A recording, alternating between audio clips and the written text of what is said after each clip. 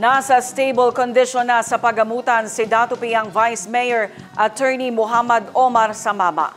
Ito ang kumpirmasyon mula kay Police Lieutenant Colonel Joby Ventura, Public Information Officer ng PNP ProBar. Sa ngayon, isang suspected election-related incident ayon kay Police Lieutenant Colonel Ventura ang nangyaring pamamaril. Isa sa ilalim pa niya sa validation ng insidente at susuriin pa ang mga parameters hinggil dito. Sa ngayon naman, ma'am, according sa report ng investigator ng hepe nila, ma'am, is nasa stable position na po yung victim po natin. And ongoing pa po investigation nila para matukoy po kung ano po yung motibo sa nangyaring shooting incident. At sa ngayon, ma'am, binavalidate pa po natin yan. Sa ngayon, suspected pa lang po siya, ma'am, kinoconsider. Kine-check pa po ng ating investigation